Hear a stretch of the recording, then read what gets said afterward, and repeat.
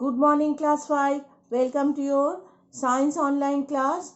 And we were doing living things and we are discussing the characteristics of the living things. Still now, we have seen that two different types of non-living things are there, natural and man-made.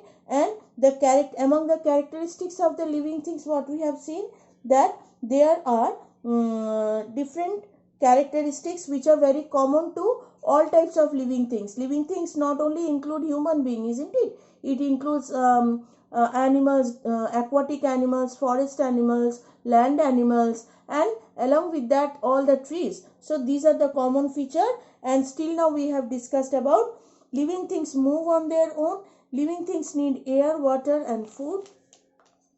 Living things are made up of one cell, made up of cells. Living things grow and change. Living things respond to changes. Today we will start our discussion with page number 27. Page number 27. We will start with the discussion with page number 27 and we will start living things reproduce. Now, before going through the chapter, the point, we must understand what is reproduce. When the mother is giving birth to a younger one, it is called reproduction. The process is called reproduction, and the baby is being reproduced. So when the baby one, the younger one looks like a mother and it is being given birth by the mother, the process is called reproduction. In case of plants and animals both. Life continues on the earth because all living things produce young ones of their own kind. See, in case of human beings, what happens? Our grandparents, when they used to grow old, they slowly one day will come, though it is very unfortunate, they will die, and the granddaughter and they will take birth. Then again, slowly, when we all will grow up, our next generation will slowly come up and they will survive and we will lose our life. So this is a process. And in case of plants also, when seedling slowly they used to grow in a plant, then they used to be a big plant and finally they used to die. So this is a life, and the earth is continuing its survival because living things are producing their young ones which looks like the parents. Animals produce by giving birth to babies or by laying eggs from the babies and hatching. In case of duck, you have seen, in case of hen, they used to lay eggs. They do not reproduce babies. Most plants reproduce by producing seeds or spores. Now, what is the way of producing baby in case of plant? They also do not reproduce babies. They used to give birth to a new seedling or a plant which comes out from a seed, isn't it? And the seed, they used to be sown underground, and with the help of water they get out as a small seedling. So that is also a process of reproduction, and they reproduce by the process of producing spores. Some plants even grow from stem, roots or leaves. That when we will discuss the plant's life, we will see that there are different types of process in place of seed. From some plants are going from leaf like bryophyllum.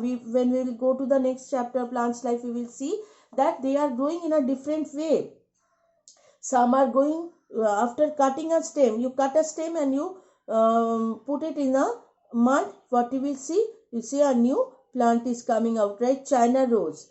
Okay, that is the process is called stem cutting. So different way are there in case of plants and animals, how they used to reproduce their children.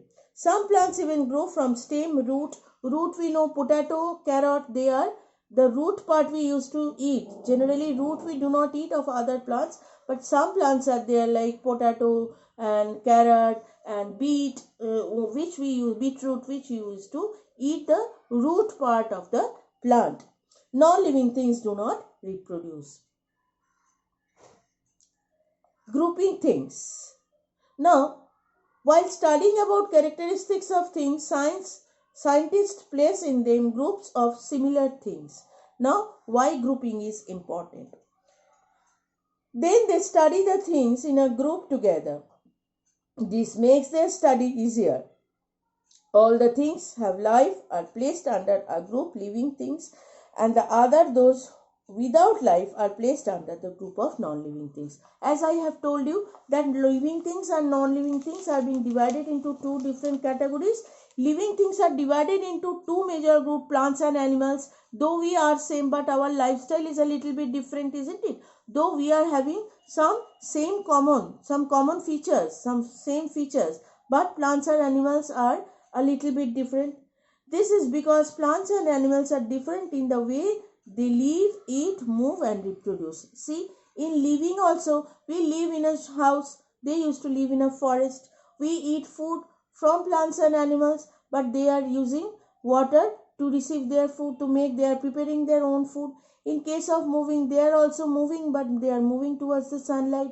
But we can move freely from one place to the other, which cannot be done by the plants. And finally, the reproduction system, we either give birth to a baby, or what happens in case of some animals, they used to lay egg, isn't it? And some animals, the mammals, they used to reproduce, isn't it, their own babies, and which looks like the same, like just like their parents.